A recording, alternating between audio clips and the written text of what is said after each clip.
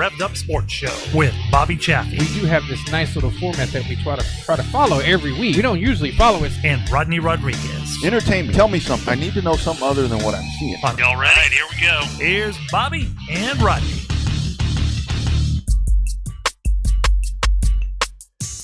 Well, everybody, it is Monday. Once again, it's time for hashtag Real Race Talk. It is the Revved Up Sports Show. On a dreary Monday, well, I guess I finally cleared up a little bit, but it still looked pretty horrible out there most of the day. But it's time to talk some racing. Welcome in, whether you are on RevvedUpSportsShow.com, Facebook Live, RevvedUpSportsShow.tv, RealRaceTalk.com, or RevvedUpRadio.com. It is Bobby Chaffee there. I'm Rodney Rodriguez. Great program coming up. 7 o'clock, we talk to Jason McDougall, the man, the Alphabet Soup King. What a hell of a run he had there at Chili Bowl. He really did. He had a really fantastic run happening that on Alphabet Soup. I mean, he went through and did all of the alphabet there, so that was a good run for him. I wish we'd have got to see more of it on MAV TV. More of his good run, but just a little bit of screen time for those guys is better than no screen time at all. So. Yeah, for sure. 7:30, we will talk to Brad Dixon, and why we want to talk to Brad Dixon is because we get the questions, we get everything. The battleground thing has come to light once again, and everybody's saying battleground is reopening, and we see something yesterday from Brad. And we do take things that Brad talks about in really good opinion there. He actually went out there. He's in the know there, so he's going to tell us what he may know about that. He's had eyes on the facility, so we'll really try to figure out what's possible there and what's really not. And that's what exploratory is what that's going to be. Yeah, definitely is from what his post on Facebook the other day is. We shared it on our page too. It looks like right now the property's been purchased from all that we can tell. So that would be the next big thing was getting everybody that before, like we've talked about before, when the promoters only lease the track, a lot of times they got to put their own money into it, which is really not fair to the track promoters. But when you own your own facility, that makes for a big difference unless you got a really, really good working relationship with your owner, which it seems like most of the promoters around here at least do. Yeah, very, very imperative to have that going on.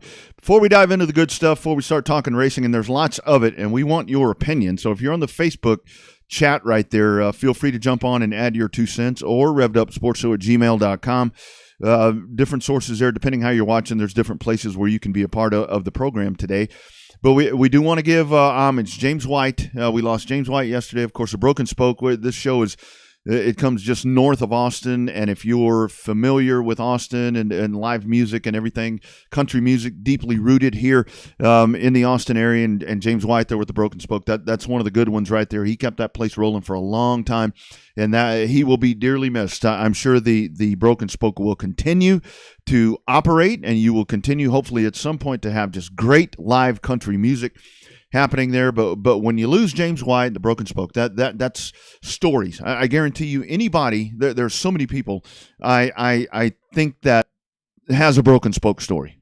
Yeah, everybody's been there has one. I mean, I remember going to the honky tonk down there and trying to get the dance lessons there in the afternoon. So we tried to have a couple of company Christmas parties there, but it's so popular you got to book in like July to try to get your company Christmas party there. So yeah. So anyway, hopefully everything there is going to continue to move forward. Of course, they've been, they've had to deal with COVID and everything as well there at the Broken Spoke, and that's one of those Austin staples where you hope that it keeps rolling.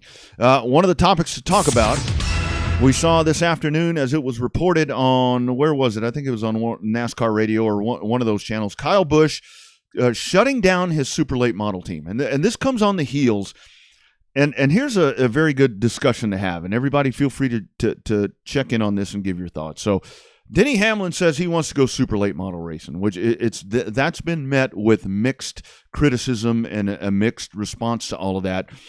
And then Kyle Busch says he's shutting his stuff down, and is this a matter of Kyle Busch putting the priorities in order? And he had a horrible 2020. Is this Kyle Busch going back to the basics there and figuring out where his bread and butter is, or are we really starting to realize how expensive this short track stuff really is? Well, I think it's a combination of things. I think part of it is that, yes, it's expensive, but I think it's not making him enough money. I think that's the part of it. The reason that he runs that is because it's more of a hobby type of deal for him. It's an enjoyable break away from the Cup Series, but he hasn't won as much as he has been, so the program itself is a little off. Obviously, that's the Rowdy Manufacturing true Rowdy Manufacturing house car, and so that would be the that I was surprised to see it, but it almost makes perfect sense for him to just sell his late model team to Denny Hamlin.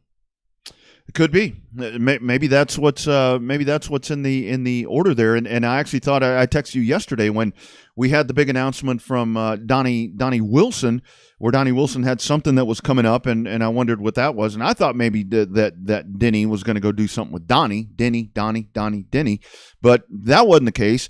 He nabs Chandler Smith, and that's. At that point, I think that was kind of the writing on the wall there, where you had to think something was going on with KBM because, I mean, Chandler Smith with Kyle Busch Motorsports, I mean, that's a guy that you want to hold on to. Yeah, and that's a guy that's been, ran for Kyle. He's run for Donnie Wilson before in the Derby, and so it wasn't a surprise as much as it was to be like, signing for a full season with Super Late Model Racing. That's very odd that he went with Donnie Wilson over Kyle Busch Motorsports. But obviously today it came out that Kyle is closing that operation. It was surprising, but there's got to be more to the story than that. It just doesn't seem to make sense that the boss that owns Rowdy Manufacturing is going to shut down the house car. Yeah, makes no sense. I mean, we saw that Rico Abreu, who you had Rico Abreu Racing, he was released from Rico Abreu Racing. On the dirt track side, but I saw that he's signed and he'll continue, which we knew he would. But it's all about dollars and cents here for these race teams. And now with Denny Hamlin showing that want to, he mentioned the Snowball Derby, and to me this is a big deal. I mean we go back to the days, and I always, when we come to this stuff, I go back to ASA and All Pro. And what ASA and All Pro did, and I saw some really frank discussion on Twitter, as a matter of fact, over the last couple of days about this whole thing with Hamlin. And one of the things that used to happen back in the days of ASA and All Pro was Rex Robbins, Bob Harmon, these guys, they had their sanction. Freddie Fryer, Mike Eddy, Bob Sineker, all of these guys that ran North versus South, they were the show. But when you added Darrell Waltrip, Bobby Allison, Donnie Allison, they added to it. So I think short track racing, late model racing is getting to a point again where Bubba Pollard, Stephen Nasse, all of these guys, they sell the show, but then you trickle in a Denny Hamlin, a Kyle Busch, or whoever it may be, a Kyle or a Chase Elliott, and it's just a little bit of extra pie. I think so. I mean, I think it adds to it. Obviously, we've talked about it before on the show where Chase Elliott moved the meter. He moved the ticket sales. He moved a lot of stuff when he announced he was going to run in the Snowball Derby. Now, I don't think he moved as much of the needle when he talked about wanting to go to the Chili Bowl. I think he got a lot of extra publicity for the Chili Bowl, but I don't think he moved that needle as much as he did with the Snowball Derby.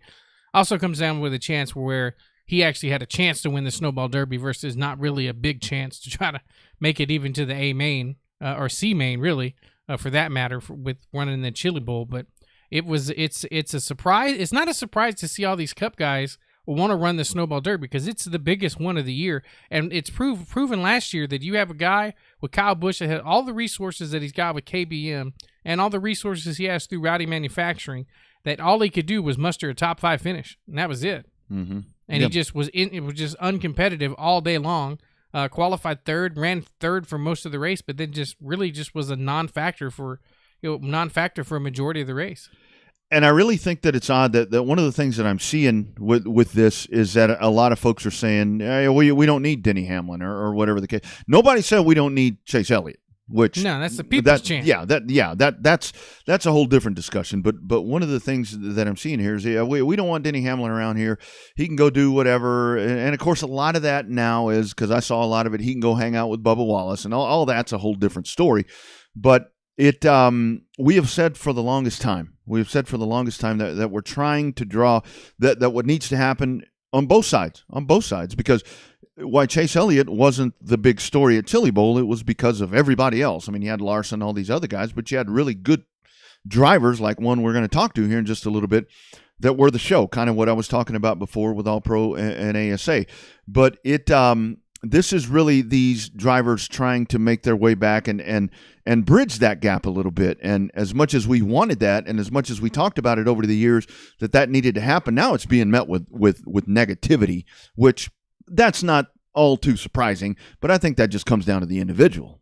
Well, it just race fans are the ones that are the most meticulous individuals. Every time they get something they want, then they get pissed off, and I've never quite understood that. You wanted to get the involvement from the big boys, from the national guys, or your big racers, but then when it comes down to it, they still want to sit there and complain. Oh, well, now they're here and now they have too much money and everything else. Look, there's a difference. Those cup racers have just as much money as some of those owners that put in all that money. You trying to tell me that Kyle Busch spends any less on his car than Donnie Wilson does? And yeah. And I mean, we see it on the dirt side. I mean, when those guys come rolling in, I mean, when you got Briscoe and Larson and all of these guys, I mean, even Chase, when those guys come rolling into the Chili Bowl, I guarantee you they're not sparing any expense. It's the same difference. Yeah, same difference. The high dollar chassis and everything else, it's all the same. It doesn't matter whether it's Kyle Busch's money or, Big Joe Johnson's money. That he's got a lot of money from on the side, working in oil fields, oil patch, whatever. He ends up wanting to spend it, and he wants the best of the equipment too. If he wants a Kyle Busch Rowdy manufacturing chassis, he's going to pick up the phone. He's going to say, "Hey, I need the best Rowdy manufacturing chassis you got. This is how much it's going to cost. All right, that's fine. That's what I want." And the underlying thing here with Hamlin is this isn't Hamlin. I don't see this as Hamlin with a power play or anything that he's doing. I mean, Denny Hamlin grew up doing this. I mean, Denny Hamlin was a late model racer. I mean, Denny Hamlin ran the short track series or showdown or whatever the hell that was. He had that where he's been doing this for a long time, but he got away from it. And really, I think what this is being a part owner, this is affording Denny Hamlin an opportunity to get back and do what he really enjoys, which we see a lot of racers doing that, to get away from the limelight, to get away from all the stuff that you have to deal with when you're on the Cup Series. I think he really wants to get back to his roots, and he sees a product that's really exciting. I mean, asphalt, late model, super late model short track racing is a very good gig right now, and he's a competitor. I mean, he probably wants to go try to beat Casey Roderick and Stephen Nasse and all these guys. You can imagine Nasse and Hamlin getting out there, wheeling it. Yeah, that'd be a lot of fun. Two hardcore, bulls. What is it? No, is two roosters in the hen house? That'd be another way to say it. Yeah, could be. But I think it's a good thing. But I'm seriously, I'm very surprised at the, because I would honestly think, I mean, it's not 50-50 with the whole prognosis of this Denny Hamlin announcement. It's more to the negative, and I really think that we need to embrace this, and it is with NASCAR, and again, NASCAR has admitted their faults and admitted the mistakes that they've made. We saw the Speed Sport release today, where Speed Sport's going to be the exclusive provider once again of the streaming for the Advanced Auto Parts Weekly Racing Series. As we go over to streaming, we see that so streaming. We joked on the Saturday show about how streaming has become cool all of a sudden after we've done it for about 15 years. Mm-hmm. But it so we see now even more of the stuff is starting to head over to streaming, but. Streaming as an option, so if you're spending $15 on Apple TV and you're spending Netflix went up. I got to think it's $15. Yeah, roughly $15. You're going to spend $5 on the pass or Gold Pass or whatever it's called. I mean, at what point are we? And if you're still going to have a cable provider for all the other stuff, I mean, at what point are we just oversaturated and something's got to give? Well, it's setting up to be where you've got your group. Everything has the plus on it, right? You got Disney Plus, ESPN Plus. You've got Paramount Plus coming, which is the CBS Sports, or the CBS All Access Pass as it is now, which is also going to have live sports. They also announced today on Peacock, with mm-hmm. the bombshell news that mm-hmm. NBC Sports Network is going to close or shut down. That right there signaled the end of probably NBC Sports Gold, the Track Pass. This Track Pass is going to end up moving to Peacock, as they announced today. WWE and the whole WWE network, the entire library, is moving over to Peacock. Now, that's surprising because it's $9.95 a month for WWE Network. I know this because I pay for it myself, where apparently, the best I can tell, and I don't know how this is going to work with Supercross or everything else, for $4.95 a month, I'll end up getting the WWE Network at a $5 discount. I'll also end up for that same $4.99 per month, get Supercross, and now we'll get IndyCar qualifying and practice, which they announced today was also going to be moved to Peacock. Mm-hmm. And we've had we've watched it. I mean, Speed 51 has done a really good job with the streaming. I mean, right here locally, in our state, Race on Texas does a really good job, and they're expanding their programs. They all continue to expand, and you can tell. This show. We used to do this show with an iPhone. We didn't have graphics, we didn't have anything, but this is definitely. Now we're like on multi-platforms. This thing is like just blown out to multi-platforms in different places. Streaming definitely the future of it, but you still, those TV rights are going to come up again, because we were talking about that on the Saturday show. You can catch that at hornfm.com. Just search Revved Up ATX. And because is CBS going to become a player? Is ESPN going to become a player again? I don't know. Because streaming is so relevant now. It's very odd. It's very odd to me to see this happening. The future of network broadcast sports. Hell, the Super Bowl, you've got Budweiser, you got Coca-Cola, and somebody else. Pepsi. They're not advertising. So what's the future for TV? What's going to happen to regular TV? Well, I think that the WWE network, despite the fact that they did this deal to move to Peacock, was ahead of its time, right? It was one network devoted to it. Now, granted, it was a little much. Right now, I think the key to how this is all going to shake out is this new Discovery Plus, because it's got all of your home decoration show, because Discovery's obviously got the Discovery Channel, but not only that, they own the rights now to Home and Garden, HGTV, TLC. They own all of that. So that's a big chunk of why people were totally getting up their cable stuff. Right. But when you pay this extra amount now, and I have no idea how much Discovery cost, right now you're seeing, to me, it's a shift in this younger demographic, because it's the younger demographic people that are cutting the cord. Mm-hmm. It's not the older people. Now, I like the fact that some of the content's going to move over to USA from NBC Sports Network or be dual simulcast. They hadn't actually announced which way it's going to be yet. I like that, because my dad doesn't have an NBC Sports Network subscription, pass, whatever, on his cable, but he's got USA. Mm-hmm. So I think to that extent, for the next 2 years, it's going to help out.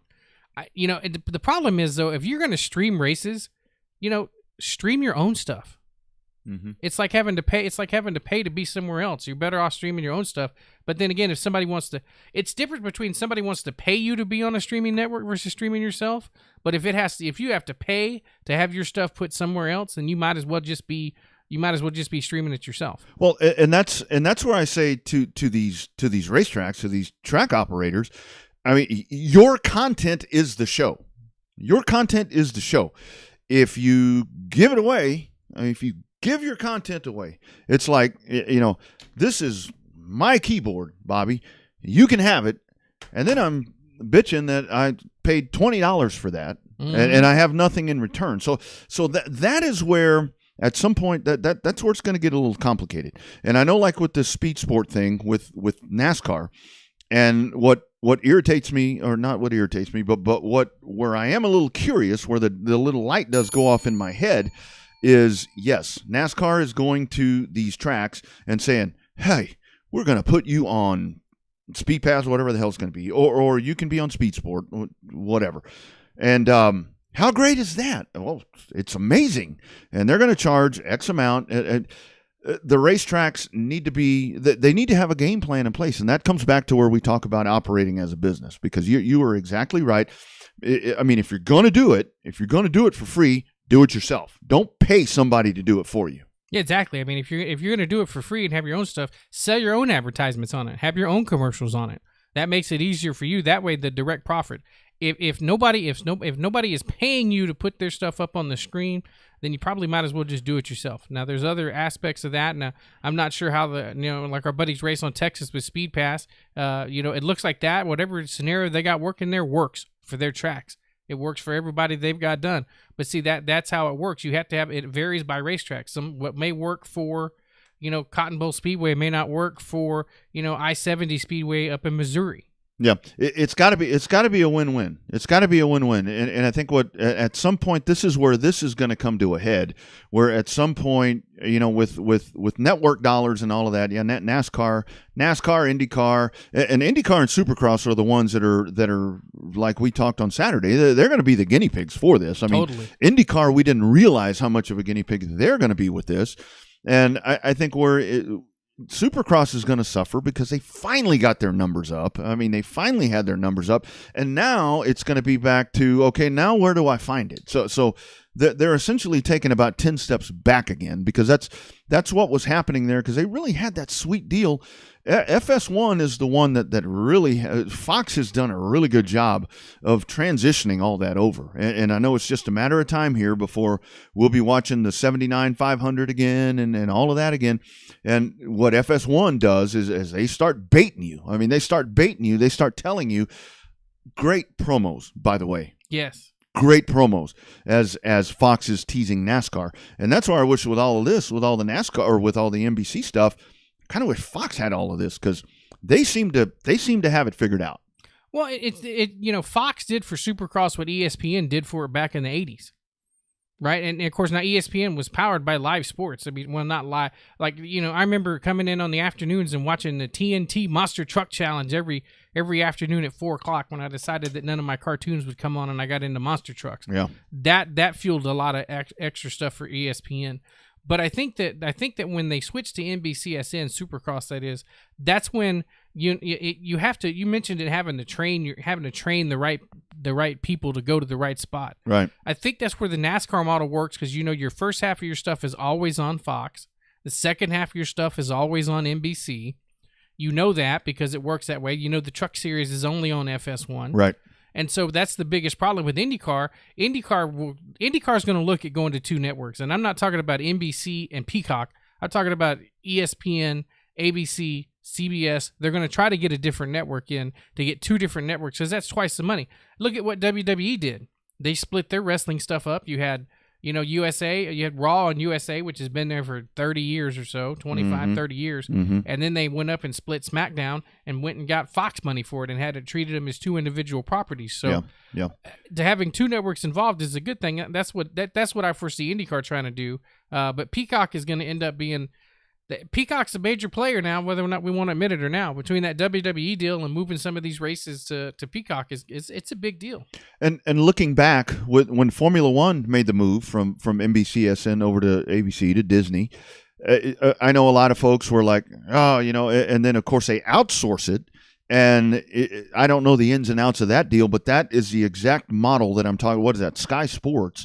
I mean, what Sky Sports does, Sky Sports is getting... I'm going to go out on a limb here, getting paid by Disney to provide that content. Mm-hmm. And that, I mean, looking back at that, when we think about it, when we say, well, the Sky Sports thing, it sucks or blah, blah, blah, Disney is paying X amount, but I guarantee you they're saving rather than sending broadcast crews to Bahrain or all these other different places. And Elroy, I mean, that's the model. That's the model right there, where here we are 3-4 years later, whatever it is, they got it right. Well, I think part of it, too, is that when you think about the way that Formula One contract is done, it's set up just like the Premier League. Premier League soccer is done without commercials. Formula One stuff is done without commercials.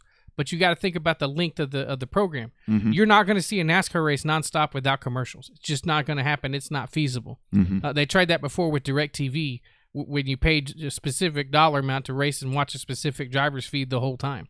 Yeah. You're not going to see that with NASCAR, but...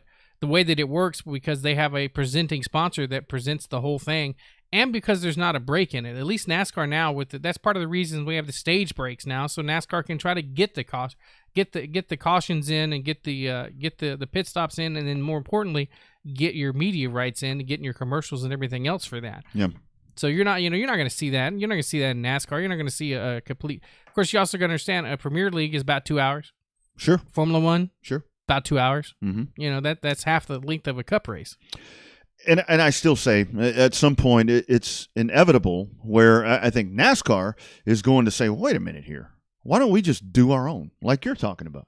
I mean, why don't we just do our own? Let's charge a yearly subscription. Let's just do it ourselves. I mean, then you eliminate all the what I'm talking about the puzzle finding mission about, let me see. Is it on Race Pass? Is it on what Gold, NASCAR Gold, NBC Gold? Go to NASCAR.com. It's right there. Mm-hmm. At some point. And hell, IndyCar may do it first. IndyCar may do it first. They seem to be Roger Penske at the helm there. Somebody's going to figure that out.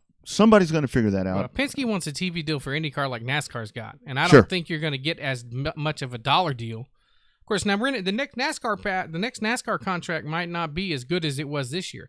There's a reason why NBC and Fox paid billions of dollars to NASCAR to get their stuff. They didn't get it. They didn't pay billions of dollars to put it on network TV.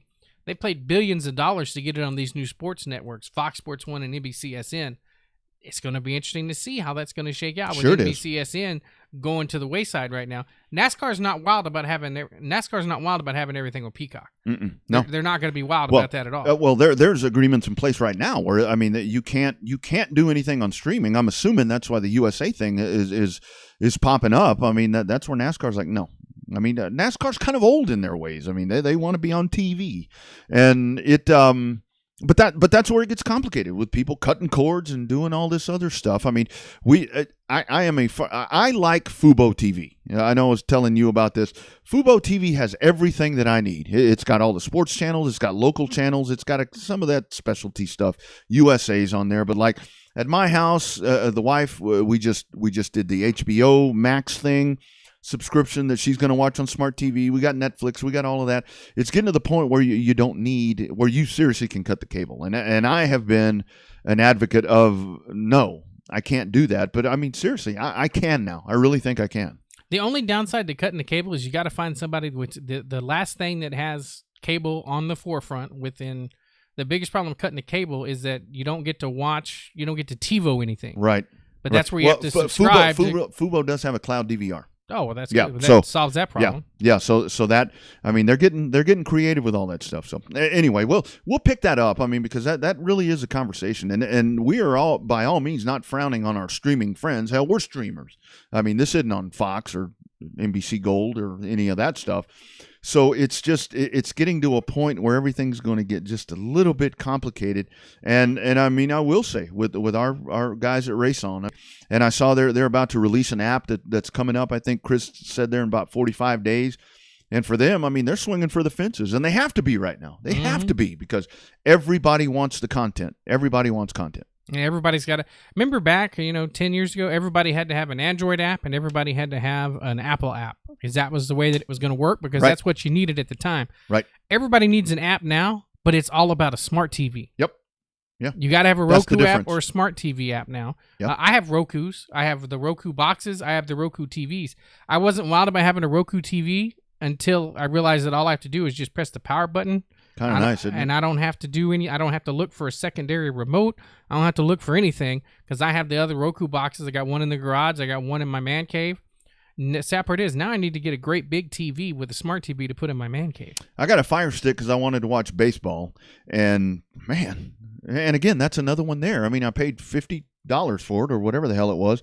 And I mean, it's paying benefits that are going to be that are probably going to make me cut the cord here at some point. Yeah, more than likely. We'll pick all that up because that is great conversation. You all feel free to check in there. Joyce, rumors Rodney's starting to race again. Well, I don't know about that. We'll continue to discuss that. But we're going to the hotline right now. We were hoping to do this last week. Kind of we're working to get stuff tied up, but. If you were a part of the Chili Bowl, if you watched any of the Chili Bowl, whether it be what all the different places you could catch it, the man they were all talking about, the man that was the show, is on the hotline now. It is J-Mac, Jason McDougal. How you doing, brother? Good. How are you guys doing? Man, we are doing extremely well, man. How's everything up north for you guys? Down here in Texas, it's blazing hot like it's summertime still. It actually it started freezing rain today, and it all is starting to ice over. So it sounds like I need to head south. Yeah. Come on down, dude. We're in shorts and barefooted down here, man. Yeah, 75 degrees. I'm dressed like I'm going snowboarding every day. Yeah, it's 75 degrees in sandals today. So that was one. So Jason, let's start out with a lot of people may not actually know you from your story other than what they saw at the Chili Bowl. Let's talk about your racing background. How'd you get to where you were? Start over. Sorry, had you turned down. Had me turned down. Okay.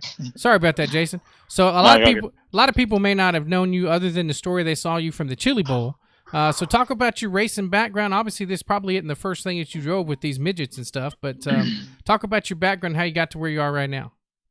I actually grew up racing micro sprints. My family owned a chassis company, so I always was real involved growing up. And towards the end of the micro scene I was on, and I started building my own shocks. I did all the welding on the frames, and I just learned racing from a different standpoint. And I got to use it to my advantage because we bought our own midget, and I ran probably a year and a half or so in that. And then I ran 360 wing cars for a little bit, some ASCS, and other than that, it kind of went dry for me for a minute. Honestly, I really didn't race the year before I moved to Indiana. Never raced a non-wing sprint car either, but I said I had to do it, so I moved up here, and it's all worked out. Nice. So was the Chili Bowl your first non-wing? This past Chili Bowl? No. Okay. I raced non-wing, USAC, and midgets mid 2018 all the way through 2019. I didn't do a whole lot of racing this year. Probably midget races. Probably did 10 at most. Mm-hmm. Did a weekend of non-wing sprint cars, but I didn't do a whole lot. Yeah. So what is it about the midget that you like so much? Obviously, is it a power to weight ratio thing? Is it just the way that they drive? I mean, what's the appeal with the midget there? I think it plays a part of the micro racing because I'm used to how quick they react, I guess. And it seems like you can use a lot of what you do in like a non-wing micro to transfer over and be just as good in the midget. Mm-hmm. Yeah, absolutely. So let's talk about that Chili Bowl. The mindset going in, and I mean, how I mean, obviously you had the plan. You want to get in the AMA and you want to win. I mean, that's the plan. But dude, to watch that and your adrenaline had to be at like 150,000% as all that shit's going on. Yeah, it was. I mean, we go in every race wanting to win. I mean, none of us want to show up and lose. Right. But I mean, after my prelim night, I kind of got down because I thought it was going to be a rough Chili Bowl, and then later Friday, I was like, man, I think I can do it. Mm-hmm. So I just raced it like I have any other race, and we had a lot of breaks. I mean, we had luck on our side for sure, but we were pretty good. Yeah, no doubt about that. So talk about the mindset for the Chili Bowl. I want to expand on what Rodney was asking because I mean when I'm racing and I show up to a field of 20 cars, I'm like, you know what, I can if I can't win, I know I got like a top 3 car. There's 380 something cars. There's 380 roosters trying to go through that hen house. What does that feel like? Because I mean, obviously, you all want to go there to win, but I mean, I'm just curious with that many cars, that many racers out there. I mean, how does the mindset change? I mean, is it we want to win, but we want to win the C main, or if we're having a good night, we want to win the B main. I mean, how does that totally shake out with that many cars being there at one place at one time? Yeah, I mean, it's for sure tough. It's weird looking at it going in as like a spectator, because every other form of racing you watch, like, you don't get this big of an event with 350 cars at it. Yeah. But as a racer, I mean, going into the thing, it's TV time once you make the C main to the A. So that's really what you want to shoot for, because at that point in time, like, everyone watching it, they see you made it. Yeah.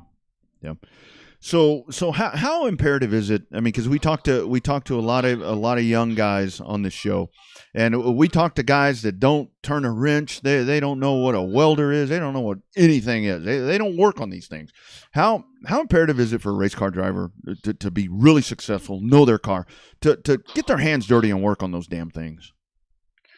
I think it helps a lot, because I got to learn like the shock technology and like what does what inside a shock. And I mean, welding a frame is very tedious work, but the way you weld stuff, you want to almost be repetitive. So you learn how race cars work and how they can technically be the same frame, but they're not. So talk about the frame building there. I mean, obviously you said, how much wiggle room is there in the rules for one of these midgets? I mean, you see some of the back ends look a little differently. They look square versus the round. How much room do they give you guys to be ingenuity involved in there? The midget side of things, there's like a wheelbase rule and then a track width rule. Other than that, there's really not a chassis rule on what you can and can't build. You just got to have certain tubing thicknesses in certain areas, but other than that, it's pretty free range. Yeah. So as you're going from the I to the D there at Chili Bowl, man, are you thinking because you weren't starting second, third, or fourth. You were like shotgun on the field. I mean, you were way the hell back there. I mean, what's the mindset driving through traffic? And then you're like, hell, here I go again. Here I go again. Usually at Chili Bowl, when you're that far back in the day, usually you can almost assume there's going to be a wreck within the first 2 laps. So I really didn't push the issue if I didn't see anything happening. But if I knew I was going to be clear for a lap or two, I was really trying, because I knew we were starting far enough back where I had to pass 2 cars a lap every now and then. Man. So you just had to put yourself in position to be ready, and you got to jump before you needed to. Yeah, I bet. So, Jason, let's go back and talk about these micro sprints. I've got a couple of texts in that are asking about the basis of a micro sprint. Obviously, we're talking about the midget and the Chili Bowl, but go back and explain what a micro sprint is for the people that are watching and aren't familiar with the way that those cars are run.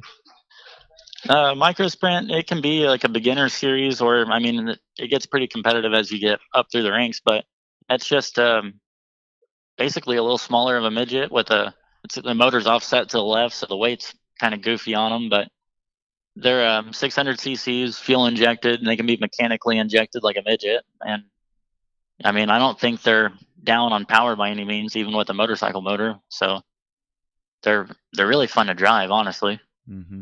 Yeah, I've done some time in a dwarf car with a motorcycle engine, and man, so people say with cars like that, it's like if you can drive that, you can drive anything. I think that really holds true, doesn't it? Yeah, because with our outlaw engines, we can put like a 2 mil in it or stroke them, and you can get some power then. But like the stock classes and stuff, it's basically a momentum race. Once you can have races be one through the middle or the top, but you don't see a micro have power like a midget does, really. Mm-hmm. Yeah.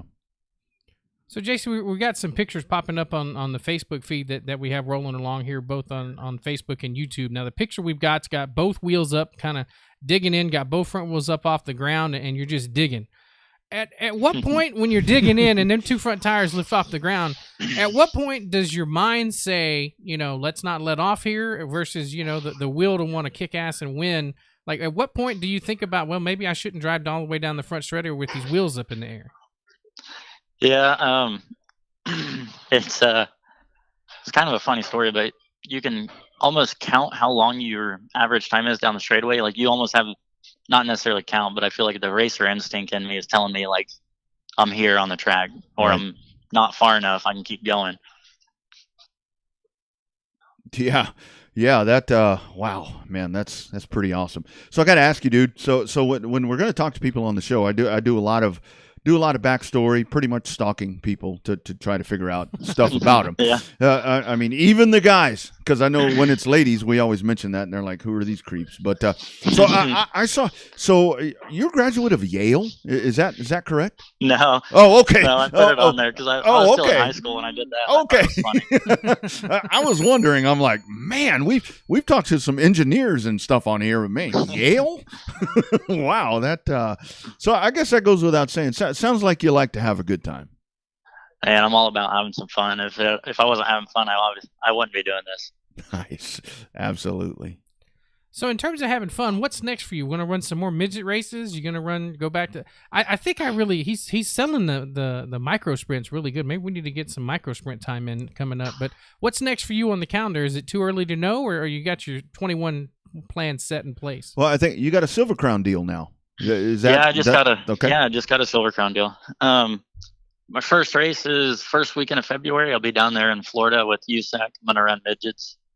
Running for Robert and Dalby down there. But other than the Silver Crown plans, I really don't have a whole lot going on. I'm gonna do some midget racing throughout the season for different people, and I'm on the sprint car side of things. I'm crew chief for Kevin Thomas Jr. Mm-hmm. Yeah. Well, and I think a lot of probably what will happen, I think, with you, because I think because I was following there with everything at Chili Bowl, I would imagine that you're probably going to have, after that performance, you're going to have a lot of doors, I think, that are probably going to open up here as the season gets rolling. Yeah, it's that for sure kickstarted it, because I was talking to someone about it today, and I was like, man, if we would have done pretty good on our prelim night, made the C main or made the B main, say we missed the A, I was like, no one would have talked about us like they're going to now. Yeah. Yeah. So we have to ask. So we know the way it ended, which was that was shitty. I mean, no doubt about it. Man, what are you thinking when it ends like that? I mean, when you're in place, you're going. I mean, you're going to the next one. Man, what the emotions with all of that? So it was tough. It was a little tough at first, but I mean, I realized where I was in the day and how many people I had behind me after I made it through like the third one, the fourth one, and I had the whole building going. So it felt good. But usually, normal me would get mad. Yeah. But luckily, I was mic'd up with Flo, so I couldn't say anything that bad. Hey, stream it. We were just having a streaming discussion. With streaming, you can say whatever you want. So. Yeah. So one of the questions that everybody was bringing up, especially before the A main, was that track prep and how it took about an hour to get along to get it finished. Like what is it that they change on each? There's only so much you can do with dirt indoors, right? I mean, how much are they changing in track prepping in between the races there? They say when we show up in the morning that they turned it over 6 inches overnight, and then I mean it'll stay pretty good. It depends how long they stay on top of it, really. But they can take the tiller out there, water it, and resurface the top, the middle, or the bottom, and between a heat race, and it'll probably take 5-10 minutes. Wow. Yeah, that seemed like some major stuff that was happening there as all of that was going on. So you did get the Leffler, the Elbows Up Award and all of that, and that just make you hungrier? I mean, now you're etched in Chili Bowl history now with the amount of passes there. So now is this like, y'all just wait, I'm coming back and I'm going to win this damn thing?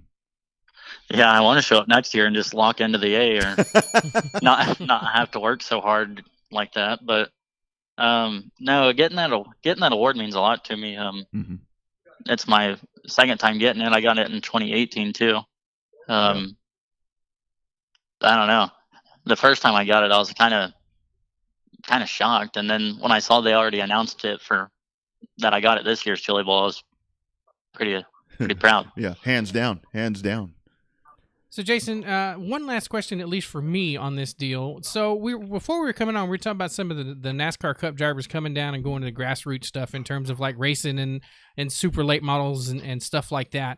When those guys were coming in, like your Kyle Larsons, your Christopher Bells, even your Chase Elliott's, who granted didn't get very far in the alphabet, what does it mean when you're racing against those guys? Does it pump you up more when you're beating those guys? Does it make you elevate your game to try to hang with those guys? What's it like racing with the stars, the big stars that people see on TV all the time? I mean, they're just there to do the same thing we're doing. They're no different when it comes to that point. I don't see them any different from where I am now. I wish I was where they were, but sure. I don't. Yeah. I try not to think about it like that because I don't like showing up somewhere and then being like, "Oh man, there's this guy, there's that guy." But if I show up somewhere, I like it. But I guess it's a little different. But I don't. I mean, I help Christopher Bell with his micro stuff every now and then, so I don't think of him as like a superstar. He's just my friend. Yeah, and I think because that's one of the things we were talking about. I mean, I think a lot of these guys, especially on the dirt side, where when these guys start showing up, I mean, they a lot of times may be more in awe of you guys because you guys that do this and do it extremely well, you guys are the show, and I think that's a good thing because they not that they're beneath you guys, but you guys are the show. They just add to it. Yeah, and I feel like it was dry for a few years, but I feel like that once they actually see what we do and they try to do what we do, I feel like their respect level goes up for us almost. Yeah, I'm sure it does.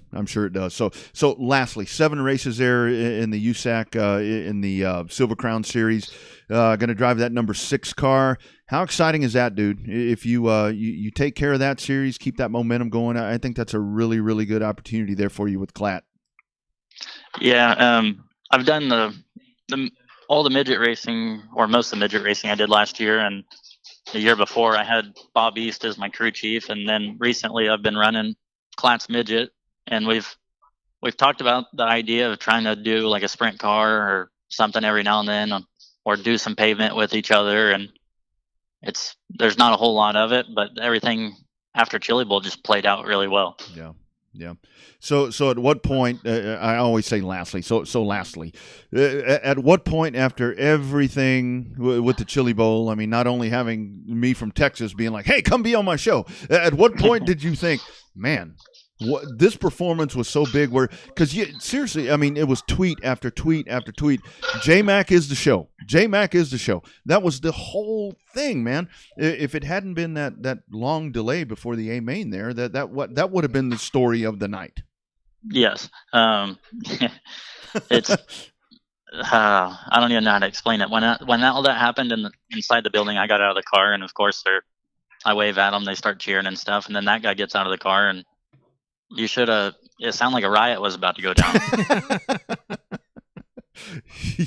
Yeah. Everybody's worried about the inauguration day. I bet that one was going to be a hell of a lot worse. So yeah. Has there been any communication there with you and Ryan? I mean, is everything good there, or what may be the story there, if you even want to talk about that? Yeah. No, he came over after all that. I mean, I was already sitting in there, and of course, I was still mic'd up. I had a camera in my face, and I was sitting there, and I knew I was done, so I already cracked open a beer. So, I mean, he walks in the trailer, and of course, the beer I was honestly exhausted for a minute, and the beer was so refreshing. But I sat there, and he walked in the trailer, and he said what he needed to say. And I mean, I didn't have a whole lot to say to him, but I mean, I've respected him, and until this point, I've been friends with him. Yeah. Absolutely. But I know he didn't intentionally mean to do it. Yeah. Well, I know the place went crazy when, whatever happened to him, I know that he wound up being penalized there as well, but we won't get into that. But fascinating run, dude. I mean, for folks that didn't know the name Jason McDougal, they sure as hell are going to know it now, dude. That was amazing to watch that. Thank you, guys. Yep. Absolutely, buddy. Take care. You got an open door here anytime you want to talk, man. All right, thank you. All right, bud. Take care. All right, you too. You bet. There he is. Jason McDougal. Man, that was and again, if you turned on the Chili Bowl and you weren't a dirt track fan, I bet you were after that. That was a hell of a run he had at the Chili Bowl. It really was. I mean, it's hard to put into words what we talk about. Racing is a lot of missed opportunities, right? Whether you just have to have the right race at the right time in front of the right people. His Chili Bowl race this time, even though he got the Jason Leffler Award back in 2018, the fact that he got that award again with the coverage, because to me the Chili Bowl coverage now is not what it was even just a couple of years ago. Oh, no. You've got all these different outlets that are trying to stream this stuff, and so now you've got it, and it's everywhere for that week. Flow Racing did the whole week, and all it takes is just that right. He had enough momentum that all they were talking about in the C main was him, and all they were talking about through the whole night, like he said, minus that whole hour delay there for the A main, I think that it would have been even more buzz about him. Yeah, and that really was. I mean, because you can go back. I mean, if you're on Twitter, go back and check him out. I think it's at I don't exactly remember his Twitter handle, but go back and search him and look at that. And it is, you are the show. You are the man. And I mean, that's really what it was, because it was just so tremendous to watch it. And again, he wasn't starting, not even in the top 10 for most of that. I think one of those races, one of those mains, he was starting inside the top 10. But everything else, way the hell back there, 17th, 18th. I think it's at Jason McDougal 69 is what it is. But for him to make that run, he like I told him, he is etched in history. Well, I mean, I think he surpassed J.J. Yaley, if I'm not mistaken, for the amount of passes and for as far as he got. I think so. I think that's the case. Obviously, I didn't get to go in depth with the Chili Bowl as much as I really wanted to this year, but. I think stats-wise, I think he's right up there. Yeah, I think he's right up there with J.J. Yaley. So it's it's there, and for them to even mention that in the broadcast, that's great, because obviously, J.J. Yaley may not have had the most successful NASCAR career, a bunch of years at Gibbs, but he's a household name now when it comes to racing these midgets and stuff. So that's big news when they start comparing to the guys that are the household names. And I actually saw Jacqueline, our friend Jacqueline Drake, posted a picture where she obviously, her and her family team were there. She was like right there when they bring his car in. And so he comes in, and there's folks just standing in the pit area, just clapping and saluting him for the run that he made right there. It's just tremendous to see the respect that they had for him. And I like the part about had to go to the trailer and had to get a beer. That's a racer. That calmed him down. That calmed him down right there. He said it was nice and refreshing, so we shouldn't have even asked him what his beer of choice was, because after that crash and that mess that he was involved in, I don't think it matters what kind of beer it was. The first beer he got handed would have been the one that was been the most refreshing. Yeah, absolutely. Vince Loudon, hey, you got a car? Shoot, man. Trying to stay out of cars, and there's people offering me stuff up, and you know that I'm not going to turn anything down. When I go to the racetrack, I do still carry a helmet and all that stuff just in case. So you're just waiting for the right truck opportunity. That's the one you still want in is the truck. Yeah. You want me to quit announcing? You want me to quit doing this stuff? Yeah. Somebody give me a truck, and I would definitely put all this on the back burner. But good stuff right there from J Mac. That is now a legend with what he did right there. And those midgets, my goodness, that is big balls racing. That no other way to put it. And that if is you've never big balls seen a racing. midget, remember when they ran that night for the USAC Thunder, that night they were supposed to run when it started raining there with Tavo's show? Those cars were badass. I mean, they're the ones that set the track record. Yeah. 12 seconds, I think, around that track. That 3/8 mile track, they were flying, and that was qualifying in the damn rain. Yeah, exactly. And I actually saw on the feed here earlier, I saw Donnie Moore on there, and Donnie Moore before, and he would have to confirm all of this because again I'm going off memory. Donnie Moore before he became a super stock racer, the outlaw, the number 88 Mustang there, and did all of that fantastic racing here in the. I think he ran midgets. He ran midgets or sprint cars. We'd have to ask him that. Now that's a dude that could tell some stories when it comes to building cars and making stuff, manipulating stuff. Donnie Moore is one of those guys that, oh my goodness, he built my dad's for that Nova. He built that car for my dad, and the yellow one? The yellow one, yeah. Damn. Yeah, that was a Donnie Moore. That was when Donnie Moore's old race shop was here in Round Rock, ironically. It was over by Stuckey's, over there where Rick's Cabaret is now. Oh. That used to be a little strip thing, and that's where strip center. Now it's a strip thing for real. But it was, that car was built there by Donnie Moore in Round Rock, by the Stuckey's. There's a Stuckey's there, man. We see Stuckey's on the way to Pensacola. We see it. There's a couple. Mm-hmm. And for those that don't know what a Stuckey's is, the Stuckey's back in the day used to be like a Buc-ee's is now, just not on that big a scale. You know what? I gotta tell you, they built a QT over here near my house. Oh yeah, roller food. Yeah, QT's kind of sitting right there. I mean, they're kind of, obviously not Buc-ee's, but it's kind of a little bit of a low-scale Buc-ee's, kind of a Buc-ee's wannabe. It's not bad. Yeah, they got a bunch of good roller food in there. I remember when I lived up in the Metroplex, that's all they had on every corner was a QT, and so they had ice-cold beer and really good roller food. That's why I was able to gain so much weight when I lived up by myself. Yeah. Speaking of sprint car racing, so Kyle Larson jumps in a dirt late model, and he won his first ever time out, and now he's won again. But so do you think the dirt track racers are like totally excited right now, thinking, okay, he's got to go worry about Daytona. He won't be around quite as much. I think so. I mean, not only did he win, he put an ass whooping on him. I mean, he beat second place. Keep in mind, this is a short track that he won by 15 seconds over second place. And kudos to all those dirt late model drivers, because opening night, they go caution-free for 50 laps. That's actually the most important thing, not so much the Kyle Larson ass whooping, but the fact that they did an opening night race for 50 laps and no cautions.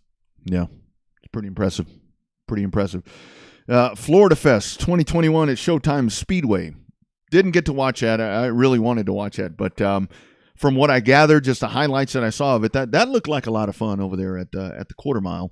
And it is Nasi doesn't win again. Second place once again. This time it's Steve Dorr that wins. And pretty fun little joint right there. Those guys were getting after it out there. It really was. It reminds you a little bit of CC Speedway from all the stuff that we got to see. It does. And Lord knows CC Speedway has put on some good late model races over the years. So it is a racy little joint, but Nasty's just snake bit down there at Showtime. I'm partial to the name Showtime Speedway. So right. That's a good little track in my opinion. So it was good to see the track still move on, 15K to win. I don't know. What's your take on the whole car count? I mean, is 22 cars enough? Well, for something, I think it really is for the way that event happened, because it was supposed to be the CRA race, which that fell by the wayside. But for them to scrounge up $10,000 and then it wound up being $15,000 to win, I think that's a pretty good car count. I think that's a pretty good car count. And I mean, what we're seeing, because we're seeing it in the pros and we're seeing it in the supers, and you've got a venue change there with a lot of people that had planned to go to Cordele, and then they wind up having to go to Florida. So obviously that's tough. Logistics are tough. And I mean, I like that. For something that had to be thrown together in a week. I think 22 is pretty damn good. I think so. I mean, a lot of people were complaining that it was 15,000 win. They expected like 30, 35 cars. But, when you think a majority of the racers that were going to run Speedfest in Georgia were from Georgia, Northern Alabama, and all of that, in the Carolinas, to move that thing all the way to Florida, that is a huge logistical change. That's a lot of different windshield time to go for versus running in Georgia versus running in Florida. Mm-hmm. Yeah, that's quite a bit. That is a whole bunch. And hey, we got to talk about this. I made a note about this. I actually did a screenshot in my phone. So coming up at 417 Speedway in Florida, by the way, the Florida Sportsman. You got the Frostbite Sportsman 200. Damn. And that's like your outlaw cars. I mean that's your outlaws. Your Wheelman series. Yeah. Those guys are going to get out there. You got Nasi that's going to be a part of that. You've got Bubba Pollard's going to be a part of that. Brooke Store's going to be racing there.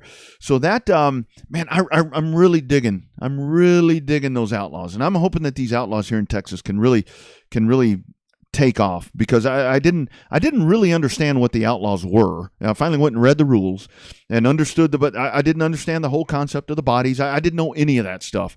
But man, I like those cars, and I think that one right there at 417 Speedway, that's going to be some good stuff if you can get your eyes on that one. Yeah, Florida. I think it's Sunshine State Racing is the ones that do a lot. They do a lot of the digital streaming content there for the races in Florida. So there's a lot of good racing action there at 417. Kind of an unusual name, but I guess it's a highway down there. That's what I'm guessing. Yeah, this is the highway down there that the racetrack's off of, is Highway 417. So between Showtime Speedway, there's two things we know: is there's a hell of a lot of asphalt racing in Florida, and Florida is open for business. I mean, it really is. I mean, you think about like what we have here in Texas, where you just jump from dirt track to dirt track to dirt track. I mean, that's really what they're doing in Florida. And I mean, they've been racing for they haven't had an off season. They've just been going. I mean, the Derby. It's funny. So many folks say, "Well, yeah, the Derby's the end of the season." I'm like, "Well, the Derby's the end of the marquee Triple Crown season." But I mean, hell, they were racing 2 weeks later, and there's been pavement racing there every weekend, 2 times, 2 days of the weekend sometimes. Yeah, no, I mean, there's a lot of asphalt racing in Florida, so that's we talked about needing to move to North Carolina. Maybe we need to move to Florida. Yeah, and not so much Pensacola. Move to Central. Move to Orlando. Get you a lot of different. You can go north. You can go south, a little east. You're not that far from Daytona. Yeah, that'd be all right. Thank you all for the nice post there about the driving. I mean, I mean, I shoot. Yeah, it's not that I don't want to run. I mean, there's a lot to it. I mean, honestly, I think if I was racing now, I could probably race better than I did before. I mean, a little bit better physical shape these days. Mental state is a lot better, but you never say never. I have never retired. I have never retired. But we were talking the other day. Derek Cope, coming out of retirement, is going to run over there at Daytona. How old did we say? 62. 62. Going to run at 62. And I was saying, well, that scares me, because you remember Neil Bonnet had retired and he came back and probably shouldn't. I don't think I'm quite at that state yet. But I never say never. You never say never. You never drop the R word unless you're Haley Deegan. Yeah, different R word. Yeah. I used that R word when I was talking about no longer announcing, and see where that got me from retired from announcing, and still ended up having to announce every now and then. Well, that's the way it is. So speaking of retiring and all of this stuff, a lot of folks thought that Battleground Speedway was retired. We've seen some scuttlebutt coming out about Battleground and all of that, and then our man Brad Dixon is on the hotline. But before we get into all of that, I want to talk to Brad Brad, by the way, Brad, welcome to the show, buddy. How you doing? Good. How are y'all? Doing well. But before we get into all of that scuttlebutt, let's talk about that kiddo of yours. And we got a graphic popped up there. You got yourself a shoe right there with that young man. Yeah, he's I think his talent might exceed my wallet's potential before long. I think he's outpacing it at quite an accelerated clip. He's going to be running down there at Texana in the Eco Mod class and a few other places in the limited modified at 12. We're going to go ahead and move him up and see what he can do. So he's made a few play days already, and he's excited and chomping at the bit. But just like all these other youngsters, he's eager to get behind the wheel. It's a little harder to get him out the shop. Nice. Yeah, that's true. So, but yeah, he does quite well. You know, we got this. I built this go-kart track over here, down here. You know, I got Riverside Raceway that I kind of operate a go-kart track for everybody and don't charge anybody. And he does well there. You know, the thing is we have these little enduros for the karts, and we're having a 200 lapper on February 6th. He's won the last 3, and he gets disqualified for his age. You know, and then I got other parents saying, "Well, can my kid run in the enduro?" And I was like, "Well, if my kid gets hurt, nothing happens. So you know, you got to be 16 to run in that enduro." So. He's on the company benefit plan right there. That's it. Nice. So, Brad, before we talk about Battleground, talk about your little racetrack you got over there. I follow that page on Facebook, and it seems like you guys got a pretty good group over there. And I will say one thing, that track always looks immaculate when the pictures and the videos get posted on Facebook. How much work is that over there? But it seems like you're having a whole lot of fun. Well, it's believe it or not, it's actually quite a bit of work. You know, I mean, you know, there's a little underestimation for the track prep. I've always raced, and I got into the promoting side, and now I'm doing track prep, and man, hats off to the guys that do all 3 all the time. So yeah. But you know, this go-kart track, one of the things that I did, and I worked with Lawrence down there at L87, and now there's another kart track, Shiner, and we're actually kind of working a little bit with Alvin that's trying to get our rules on everything's the same. Me and L87, we do the exact same thing, but what I try to do down here is when kids come to the kart track, you know, it's a struggle to bring all their friends and everybody because it starts to add up a little bit. So right. I told everybody, heck, I'm going to build this kart track and we're going to rock and roll. And so far, you know, we're going into this is our 3rd year. I don't count COVID as a year. I kind of count that as a wash. Mm-hmm. But we're going into our 3rd year here, and like I say, it's growing. New kids are building karts, and you know, new families are getting into it. People that have never raced before. My whole goal was, and I've always said this: we're not breeding, not necessarily new racers. I wouldn't even say that. We're not breeding the fire for true competition when everything went to participation trophies. Right. Mm-hmm. So you know, these kids out here, you know, there's kids that get disqualified, you know, and I kneel down and talk to the kids. In fact, I do something a little bit different out here is if I have to disqualify, I don't talk to the parent first. I talk to the kid. Nice. And, you know, yeah. Because at the same time, you know, the parent always wants to smooth it over first. And I think it's time for kids to get the harsh reality. You know, your cart was too light. You don't have this part is not quite right. You know, I had a kid, this carburetor wasn't right. And I showed him and I said, hey, this carburetor, this is how it's supposed to look. Yours looks different. So you got to make sure yours looks like the other one. Yeah. And he's like, okay. And, you know, when you talk to the kids, you can build that level of respect. Right. But my whole thing is getting new folks into it. That's the whole reason I do the kart track is just to try to, you know, I could pay $8 and go ride my go-kart or ride a go-kart at somewhere else and ram it to the wall and get out and be at home people over at Celebration Station or Mario Funplex or whatever. Yeah. But I do it over here to help the kids, you know. And I always tell everybody I built the track for the kids and the adults get to play on it too. Nice. Well done. So. That was going to be my follow-up question. Is somebody like Rodney and I, like if we wanted to find, like I've got 2 spare Predator motors sitting in my garage right now looking for a place to go. Like, is there a class for us old guys that can race out there? Is it just a yard cart, or do I have to buy one? How does that work? I don't particularly, the way my track is set up, I kind of don't do a yard cart because the way my track is set up, I got a little kind of a retaining wall all the way around it, and the yard carts kind of run backwards. Yeah. But for the older guys, the way, and my track is a little bit different. You can't hold it to the floor. I made the turns kind of where they're kind of a little bit of a hairpin. It's kind of a D-shaped. Yeah. So you have to let off. So an older cart works really well out here. You know, some guys want to buy a new cart. Hey, go at it. But then there's guys that are winning with 25-year-old go-karts that don't have adjustable nothing on them just because they can slide into the corner and have a little bit better throttle control and get into the corner. So yeah, there's definitely a place for you older guys. You know, our talent and our vision and our drive kind of starts to diminish as we get older, but this track over here lets you stay up front. Among other things, my friend, among other things. But so one last thing on that, and you know, we always, so many people when they talk about racing, it's like, oh, we got to recapture the old fans and all this. And I think what you guys do, it really is so much in the future. We've got to plant the seeds in the young ones because they're going to be the ones that keep our sport alive.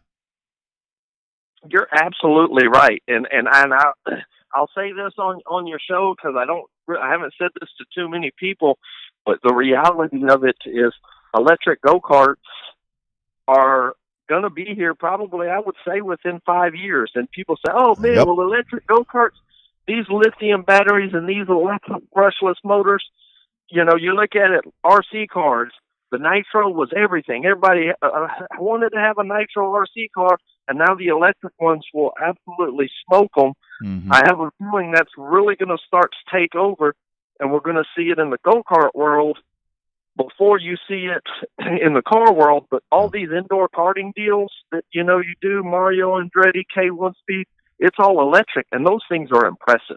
Yeah. Mm-hmm. So I have a feeling like you said, you know, the first one who starts an electric dirt kart series is really going to be onto something because and I hate to use this analogy, and forgive me if anybody is in this, but there are more guys that are pushing pins and wearing suits that get into kart racing because they can flip open some stuff. Well, there's more dads now that are able to charge a battery than they are to change a carburetor. Mm-hmm. That is a great point. So what I'm getting at is if we do make the change, I think we actually open our chances to attract. You know, you get a guy out here and you say, well, you got to do this, you got to do that. You can run this jet in the carburetor and you can run this header. Mm-hmm. He's overwhelmed. Yeah. But if he has this big old plug and he plugs it into the wall and then plugs it into the top of the cart, he's happy. And if he has to change an electric motor, it's 3 bolts and the whole thing slides out. You put another one in and you plug the wire in. He can do that. Yeah, that's massive. And I mean, it's like society. We were talking about streaming versus TV and all that earlier. I mean, now look at it. I mean, you carry your phone in your pocket. You used to have to go have a quarter or get home and use a landline. I mean, it's just easier. And that is a great perspective right there, Brad. So I think it's coming. And, you know, my track, you know, I've talked, you know, I want to make that transition. I think, you know, it's probably a couple of years down the road, but I have, even myself, I'm not trying to, you know, with the gas that we have today, yeah, you can buy ethanol free, but heck, half the time I use my little small engine stuff and it doesn't even crank up half the time after I let it sit for 2 weeks. Even I want, even, you know, I mean, heaven forbid I want to use my chainsaw. It's easier to buy a new one. Yeah. No doubt, man. You know, even myself, I'd like to, you know, kind of get into this electric karting world and kind of see what it's about in the future. Yeah, I agree. So, one last thing. We have a lot of fun down here. I'll put y'all 2 in some carts. If y'all ever want to make the trip down here to Riverside, I'll have 2 carts for y'all to come race. That'd be fun. We talked about putting an enduro car together before the show started, so we might end up being at the 600 too, so you never know. How about rules for the Riverside? Where's the best place to get rules? You can find them at Riverside Raceway Kart Track on Facebook. I know that's kind of funny, but we got everything posted up there. It seems Right. to be the most effective way, So it's Riverside Raceway Kart Track, and go check it out there. Give it a like, and my phone number is on there, and I answer calls just like with Lone Star 600. I answer calls nonstop on that. So, people can call me anytime. If it's about racing, I'll pick up the phone and talk to you. Nice. Absolutely. That's good stuff. That is good stuff. So, Brad, you posted the picture there because we have. I mean, I've gotten so many calls, people asking me about Battleground, and I was never able to go there. But a lot of questions about that. We knew it had been purchased and so forth. So you actually, I mean, I saw your picture there. We posted it on our page. You made the trip out there. What's the place look like? I mean, is it far off? Is it close? I mean, what's happening there? Man, the reality of it is, I'm a straight shooter. It's a little farther than far off. Wow. If you want to know the sad truth of it, the situation, and I'll give y'all a backdrop for, some people saw it on my Facebook. And the reason I mentioned about passion, when it was originally purchased, for the guy was Wayne and Tommy. They were some guys. I don't know, what nationality they were, from where they exactly were from, but they weren't from America. So that's the politically correct way. Sure, now, sure. They didn't have, Tommy had a lot of passion. Wayne just cared about the numbers. Well, the problem that Battleground has now is it's been defunct for a while. I tried to lease it several times while from 2016, when we had our last Lone Star 600, the place was packed, front to back, wall to wall. Cars were parked out on the street. Since then, it has never had much of a crowd at all. I tried to get it before it went into this horrible shape. Right. These new owners that bought it, they didn't buy it to be racetrack owners. Let me be very clear on that. They bought it to develop the land that's there. So with that being said, the developmental plans for it aren't really coming into play for probably another 5 to maybe 7 years from what I have been told. Now, I haven't sat on these executive board meetings with the developers. I'm just going based on what the new owners told me. Right. With that being said, what do we do with it in the meantime? We got this racetrack that has grandstands, that has some potential. The problem is where I see the struggle is this. It will take a large sum of money to get it up and going. Now, my calculation, reality, is about $300,000. Man. And when I say, the reason I say that, you get restrooms, you got to do grandstand repairs as far as supports, uprights, electrical drainage. I mean, you name it. Well, how's the wall? The wall around the track. Right. Well, there's about 30% usage there. What about the lights? We're at about 20% usage. Damn. So you're not starting over, but you're getting a little bit close. You're pretty damn close. Yeah. Yeah. So what me and another group of guys, what we tried to do is we looked at maybe trying to potentially lease the facility for 5 years. If they were to even just walk away, let me and our guys do all the repairs. And in 5 years, here's the reality. In 5 years, it would be a stretch to recoup $300,000. Yeah. And but my thought process on how it could potentially be done is you have some more shows and do things that have never really been done before, and that's not saying you can't quite reinvent the wheel per se, but it needs to have some life brought back into it. Yes, concerts are good, that draws some stuff, but you really need to have some interesting events, whether it's bringing back, the World League models. The thing is, Mike Walling had the place. Right. And he did a phenomenal job, but his resources were a little bit limited. Mm-hmm. So I think the track would have still been open if Mike Walling could have gotten a better shot in the arm than him doing it solely on his own. Yeah. And I think that was the hard part, to where, there's a little group of us together that if we pulled our resources together, if we call, one of these larger events, say, hey, we want you guys to come here, we can make it happen. They can run for big money. You can put up, but the problem is when you put up on one of these shows, people don't realize sometimes you have to put up figures, a sanctioning fee to make one of these shows go. Right. Exactly. And that's the struggle. Yeah. But when you do that, you also got to do there's a whole bunch that need to be done that hasn't been done at Battleground in 20 years. We got it after Royal Purple shut down.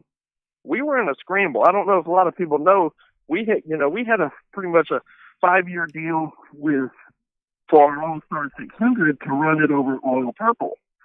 Well, after the third year, right before 600, a couple of months before it, they said, we're shutting it down. So we were scrambling. We went over to Battleground. We did all the improvements, paid for all the improvements, and the place was packed.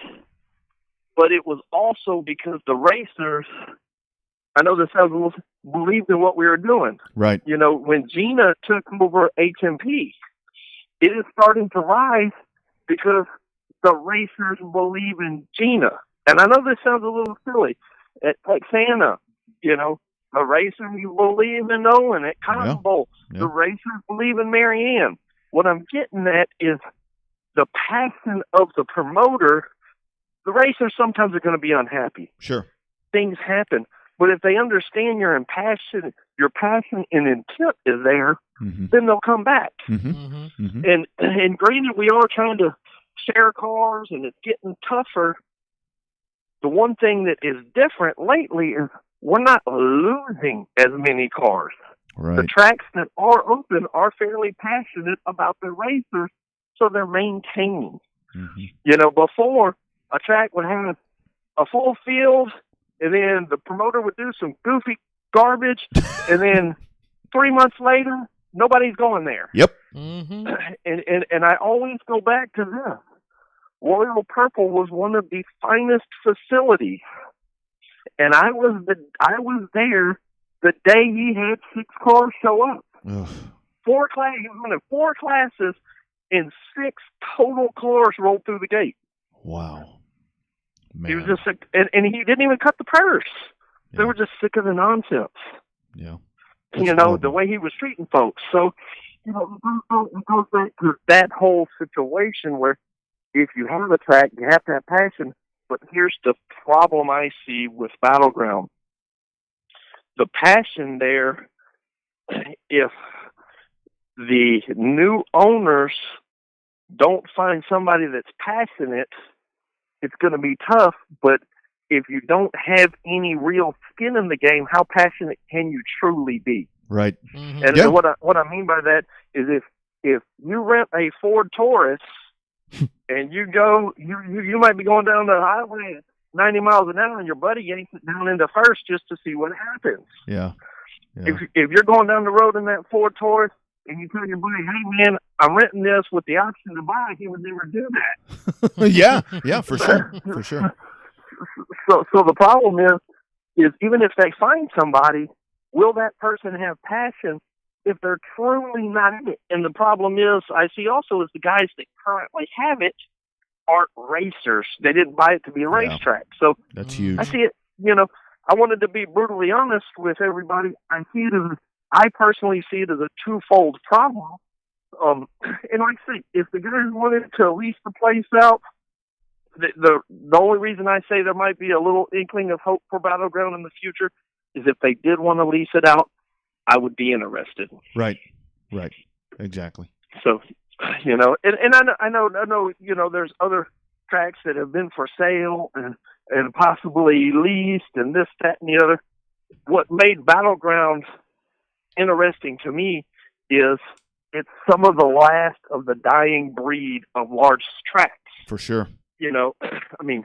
Cotton Bowl is the in-between. I enjoy Cotton Bowl because it's kind of the in-between of a small track and a big track. If you took a small and a big together, you got Cotton Bowl. Right. But, that is a unique track within itself, and it does well. But, I just said, you know what? It would be neat to have a large track, because somebody says, why don't you go over here? Why don't you look at this? Why don't you look at that? And Battleground just had a special appeal to me personally, and that's where my personal passion came into play of why I was interested. For sure. So, but it needs a lot of work. Yeah. It needs a lot of work. And one of the things is, I don't know if people can go on YouTube if they really want to see some interesting history on Battleground. Is there was a car completely submerged. I think if you car goes underwater at Battleground Nice Speedway. If you YouTube it, you can see Hillbilly Barnett drive his car in the infield, and the water covers the roof, and he gets out and stands on the roof of his car. Nice. It has some drainage issues. I think there was a natural spring under one end where it has to always be pumped out. Oh, wow. There's just some issues there that make it unique. But Yeah. definitely tough if you're not into the racing scene. For sure. So maybe you guys need to come on board and try to work something out and grab it. Hold on, They're trying to get me back behind the wheel tonight, Brad. So one thing at a time. One thing at a time. Well, there's no better time to get your whole season in of racing than just your come own to the track. Lone Star 600. There it is. There it you is. can just come to the Lone Star 600 and get a whole season's worth of racing. There it is. You just get it all knocked out at one time. well, I tell people, there was old, I don't know if y'all see that Billy Mazzille, the infield tractor tire, he put a funny thing up. I'm not bringing my good car to the 600. But they tear it up in 5 laps and a 20-lap feature for 300. Yeah, exactly. I always give them that. Nice. So, Brad, how's the prep going for the 600 now? I mean, are you already working on it again? The prep for the 600 never stops, right? It never stops, and I know, you talking on the radio, one of the reasons it never stops is because when we put stuff on Facebook or this, that, and the other, the guy in Kentucky, I've had people so far already, I probably had about 10 in the last month and a half. Man, I have never heard of this. And this is this fixing to be y'all's 8th year? And I was like, man, I never heard of it. Yeah. So we blast it, hoping one of those shares or one of those deals goes to somebody that had never seen it before. Yeah. And piques their interest. So, it never stops. We're rocking and rolling with entries already. People can go to Lone Star 600 and get signed up. I think we're over 70 entered already. So, and it's crazy. It's still January, so looking good. Yeah.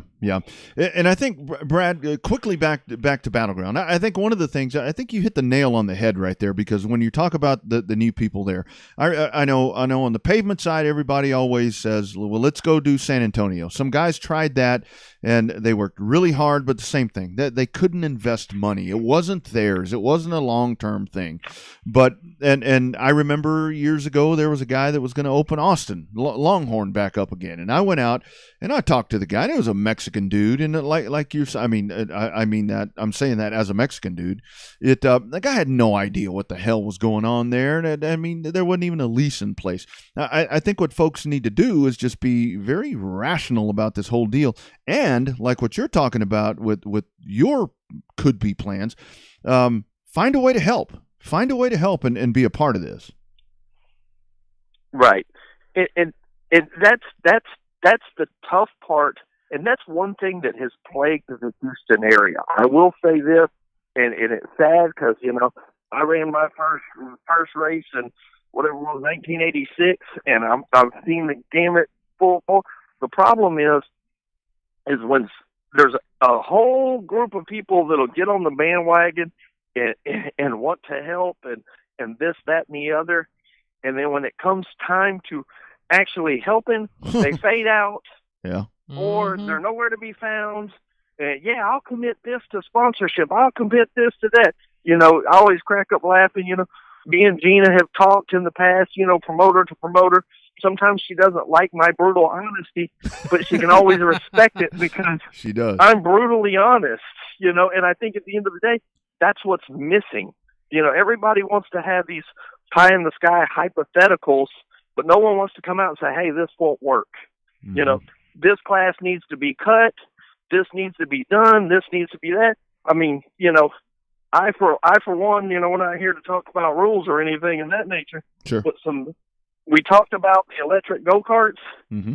The reason we don't have a fuel-injected race car other than a tuner is beyond me. So what I'm saying is, you know, people got to start evolving and quit riding the good wood of 1985 and 1995 and realize these changes are happening fast and we got to evolve with it.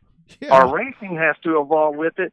Our mindset on how we deal with tracks and how we even talk to people has to evolve. Mm-hmm. And none of it's, we'll work on one piece and then nothing, you know, the crazy thing is you'll get an announcement on Facebook 3 hours before saying we're having a track meeting to discuss rules. And it's 3 hours on a Wednesday at 9:00. And you're like, well, how the hell am I going to get there? I just seen it 2 hours ago. And then you see the rule updates and we voted on this. Yeah. Well, the problem is racers should never vote on rules. Exactly. I'm not saying the track should be a dictatorship, but the track should have enough common sense to put a fair and balanced set of rules in place to not have any bitching. Mm-hmm. But they rely on racers because they want to make the racers happy. Yeah. At the end of the day, racers will be happy if you just tell them the truth. Yeah, they will. And, you know, Brad, that's even one thing that because I know stuff happens like that where it's like, I mean, obviously you got to do this at better timetable, like what you're talking about there. But like even with folks when it's like, well, let's have a rules meeting. It's like, well, you know, now I think one thing that we learned this past year is, hell, we don't have to all get together. Let's do a Zoom call. I mean, it's like evolving, and that's really where we stub our toe, it seems like, around here is it's like, man, we don't have to do what we did back in 1970. You're absolutely right. And the one thing that I also kind of, you know, I agree with some of the stuff Cotton Bowl, Texana, even HMP is doing. I do it at my go-kart track.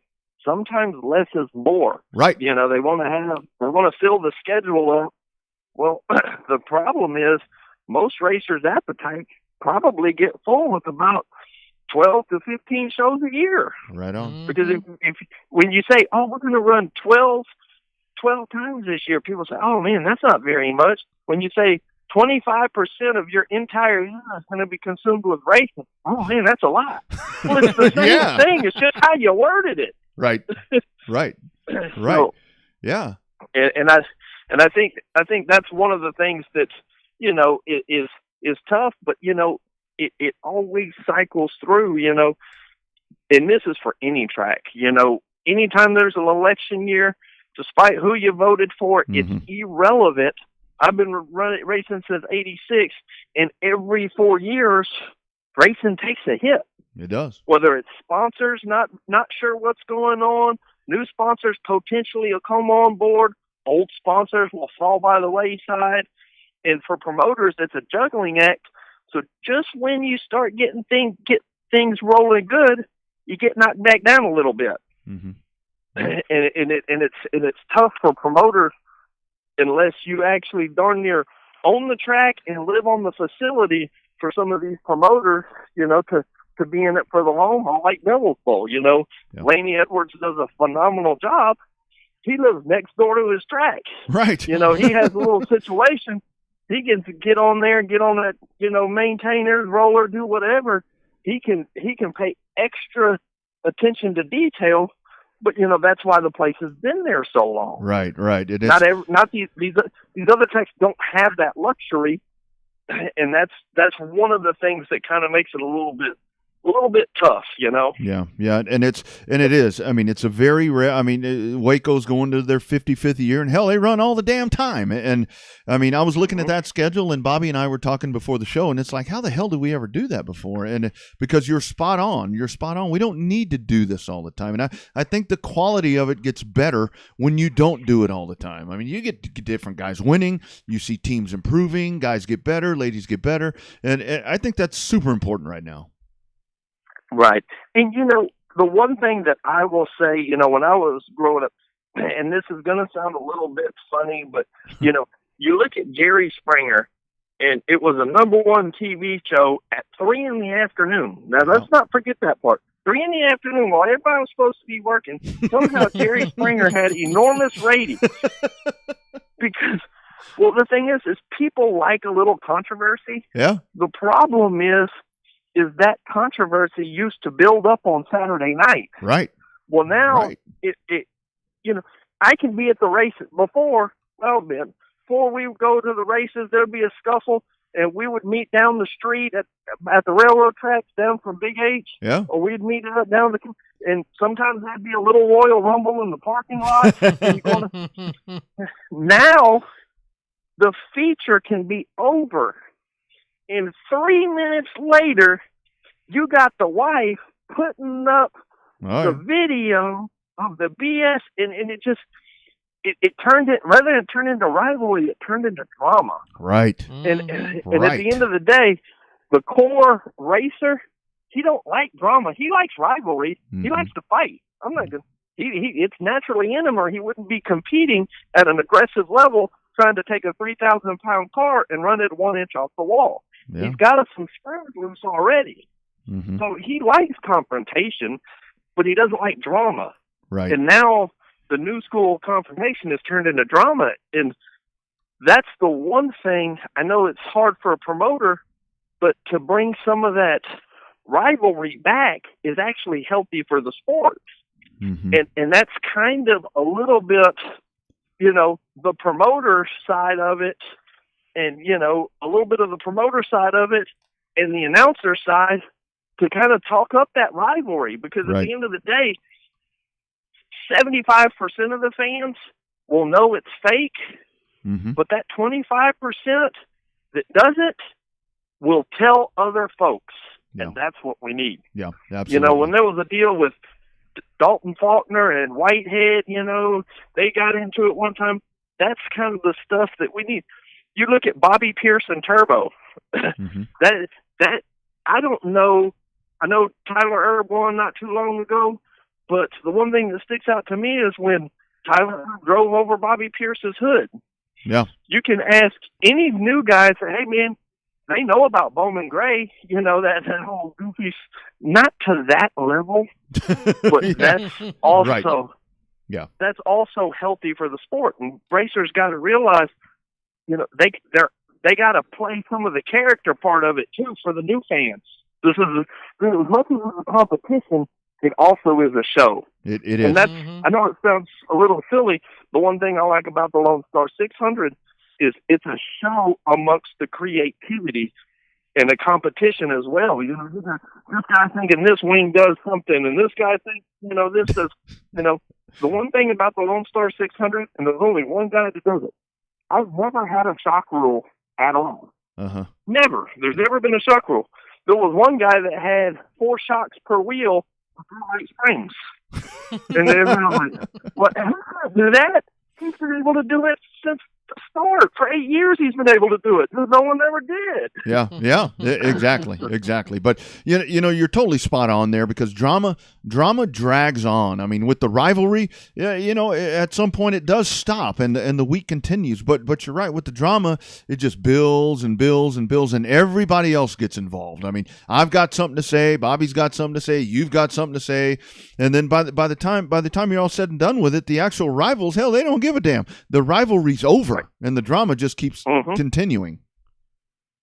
Exactly. Yeah. Exactly. So, and that's, so when a new owners, and this the reason I tie this back in, when new owners see this and then they start going to the pages and they look and they see some of the drama that goes on, it wouldn't be advantageous to say, you know what, I'm going to develop passion for drama. I mean, I said in the beginning, you got to have passion to do this. Mm-hmm. You know, no one has passion for drama, and when the drama seems to accelerate the love for the sport, I think we're doomed at that point. Yeah. You know, as far as a new guy coming in and saying, I want to spend money here. Right. Yep. So no, that's good stuff, man. That is spot on. So, bottom line with Battleground, I mean, folks, I know there's some, I don't know if that's a renegade account or what that is, but I think where folks need to realize is it needs work. And I mean, honestly, unless you get a very constructed group like you guys are talking about with that passion and with a purpose and with some opportunity, maybe not conducive at the moment. Right. You're 100% spot on. Okay. So, okay. You know, and that helps clear the air because, you know, just like drama, the rumor mill of drama runs vicious. You know, I don't know who keeps fueling it sometimes. The tank never seems to run empty when it comes to the rumor mill. Yeah. Mm-hmm. Yeah. I agree. I think it's everybody doing it. That's kind of what makes it the problem. But right. Brad, good stuff, man. I appreciate you jumping on again. Like I said, I didn't want to hold your feet in drying concrete with anything. Just wanted your honest opinion on what you saw and what you thought. So much appreciated. And gonna get to your track, man. Even if it's just to check the stuff out. I love watching these youngsters get after it. Well, good deal. Like I say, I'll be on your show anytime as long as I can be brutally honest, because that's always the best way, because everybody finds out the truth in the end anyway. # Real Race Talk, my man. That's the only way we want it. That is the only way we want it, dude. Appreciate the time. Alrighty. Appreciate the time, man. We'll see you soon. Y'all have a good night. Take You care. bet. Take care. Boy, there's a lot to take out of that one. There's a lot of sound bites out of Not that even the battleground part. I know. Not even the battleground part. But it does make you want to go to that Riverside race kart place. But honestly, guys, what he's talking about there, seriously, don't just. And again, I saw, and when I saw the battleground posts and so forth, to me, it looked a little, I mean, not shady, but I mean, it looked like that it was somebody posting it that's not really in the know. And I don't know who's posting whatever. I mean, I don't know what the story is there, but you heard it right there. I mean, it's just like San Antonio when people are like, let's open up San Antonio. Have you been there? It's bad. It's almost in worse shape now than it was when Chris and him took over. Yeah, and I mean the thing with CC, I mean CC's been purchased, and again from everything that I've heard, it's not being purchased to be a racetrack. And I mean when you get something, honestly, if somebody bought Battleground, somebody bought CC Speedway, they may have bought it at a discounted rate, because as the years go on, something like that depreciates, loses its value, and it's not, and again, it's just not conducive for this stuff anymore. And that's where, like we've talked about, renting the place. I'm not going to go spend, like he said, I'm not going to go spend $300,000 if I know in 5 years, CTS, you're going to have the rug pulled out from underneath you. You never know when the rug's going to get pulled out either.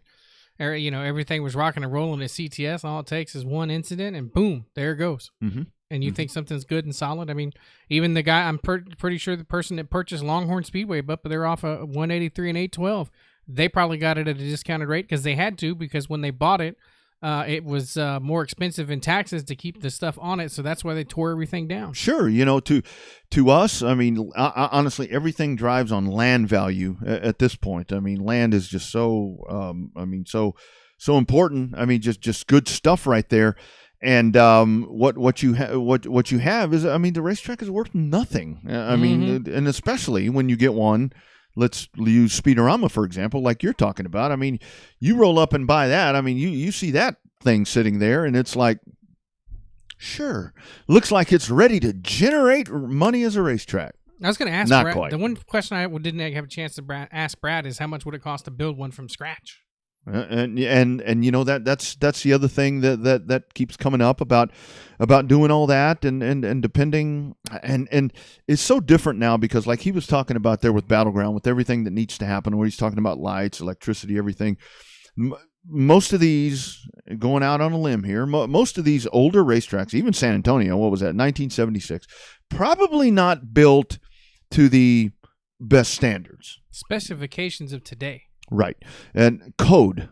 Code is where you run into problems. But when you start digging in there and you really start looking at this stuff, San Antonio was built with one thing in mind: to get it built as fast as possible. Yep. I can tell you, Thunder Hill Raceway, they did back in '98, because that's a New York track, even though it's gone. I mean, that one there, they actually did go in and they did stuff, with safety and everything that needed to happen. But it's I really do think that it is at a point, right? Cotton Bowl is a great example, because that one there, I mean, the track itself, even though I think it was built, I mean, it was built backwards. That was a fun project. Yeah. It's really what that was. I mean, that was a dude that built it, just wanted to build something neat. Obviously, that's why it's built backwards. But I guarantee that HE will tell us that he's had to go back and retrofit a bunch of stuff at that place, and it ain't that old. No, not that old. I had to redo the backstretch a couple of different times. Mm-hmm. Mm-hmm. So... And we're not talking bad about Cotton No, Bowl. We absolutely say it's built not. backwards. It's just No. the wind, and it should have been built 360 degrees backwards. The grandstand Put the should have stands been, on the other Yeah, side. put the stands on the other side is how it should have been done. That way, when the wind blows, it doesn't blow directly into the grandstand. And they know that. Man Racing Promotions know that, but they're not going to move them. It's not theirs. Yeah, it's not theirs. They're not going to move it. It's not theirs. And the point with San Antonio that I'm making, I mean, Neil Upchurch, God rest his soul, R.I.P., Mr. Upchurch, told a story so eloquently here on these airwaves about the first night at San Antonio, where he says, everybody get up, and it felt like the stands were going to fall over backwards. Mm-hmm. So anyway, but that is great conversation from Brad, and I think that's really a lot to dig out there and keep in perspective that these promoters, you racers, you buy into your promoter, and I think that's really the thing that I take out of there, because all the people that he mentioned right there, they're bringing people in because they buy into what that promoter is telling them, not selling them, telling them. That's right. I mean, I think that he said it right. That's the reason that you see so much passion at Cotton Bowl. Everybody believes in Marianne. You see so much passion at H&P. People believe in Marianne or Gina. Same thing with Owen. He was nailed it right on the head. When the racetracks are so successful, is when the racers believe in their promoter and everybody works for the same thing. And we've seen that throughout 2020, and as we see that same momentum going into 2021. And the other part of that is with racers, because we do see this too. I mean, racers, even though you buy in to your promoter or your management staff, whatever it is, just be prepared. I mean, because when things go wrong, you don't have to, like in pro wrestling, like we were talking about earlier. Pro wrestling, a good guy goes from bad guy and vice versa that quick. Yep. When something goes wrong, it's you don't have to beat them up. You don't have to beat him up. And I love the analogy there where he was talking about when the wife gets pissed off about whatever happened on the track, there's a video up and everything. Again, if I'm going to go by, let's say I wanted to go by H&P and there's a bad night there and everybody's sitting there and everything's negative. Now I've got these resources sitting where I want to go buy H&P from Dean Baker. If I read all this negative shit, I ain't doing it. Forget that. Yeah. I'll go get something else. I will go get something else. That was good. This is a good show, and McDougal. I mean, to hear his alphabet soup and everything that he went through there, that's some good racing there. Some good race talk as always. Real race talk. Don't forget, if you happen to catch us on the YouTube channel, don't forget to hit that little subscribe button. All the different subscribers we have on the different platforms helps us out in the long run. So if you hadn't followed this show, you can be a follower of the show. You can also like the Facebook page. As we come up to 2021 and different opportunities present itself, we need to have as much of the followers and subscribers as we can to move forward in 2021. That's right. You can always do it right here. Of course, RevvedUpSportsShow.com, RevvedUpSportsShow.tv, RealRaceTalk.com, and RevvedUpRadio.com. Lots of ways there. And what we're really trying to do there, you've got those platforms there. Jump on, like Bobby said, subscribe to that stuff. And I can tell you with the YouTube channel, that's really the one where you might get some bonus content, because there's other stuff that we're planning to do. And hopefully at some point this year, we'll be able to get this thing out and about again. I mean, we've got the mobile gear ready to go. It's just just not quite the time yet. There's a lot of folks that have asked us to go on the road yet, but we gotta get to a better. We got to get to a point where it's good for everyone. That's right. That's the main thing. But you still reach out. We can try to see if we can make the road show work. But got to make it happen for everybody. Mm-hmm. Absolutely. Thanks to everyone for checking in. Really good stuff tonight. A really good show. A really enlightening show. Very much so. Got to thank our man J Mac for checking in, sharing his greatness with us. It's a good dude. He's going to do some really good stuff. Uh-oh. Looks like we lost something there. We lost the outro music. Maybe we'll just do it without it tonight. But so yeah, thanks to J Mac. Thanks to Brad Dixon. Good stuff. Thanks to everyone for checking in there. If you got something to say, I can probably cue that music back up. No, I mean, I just, I said my piece by getting as much subscribers as we can, but it's a fun ride. As we've seen some of this stuff on the Facebook page. Yeah. That was quick. That was fast. Yeah, that's what she said. But good stuff. Thanks to the first-time watchers and listeners. Right. Yeah. Come back and see us. Y'all tell your friends. We do this shit show every Monday at 6:30 and then at 11 a.m. on the Horn. That is Austin Radio, the Horn app, hornfm.com, the best way to do it if you're from outside the area. Have a great week, friends. Batten down the hatches. I think it's supposed to rain, I guess. It changes every day. Felt like Florida here today. It did, didn't it? Soupy. We are back next Monday. We're actually back next Saturday. So we'll see you then. Thanks to everyone for checking in. This is #Real Race Talk from Texas. We'll catch you next time.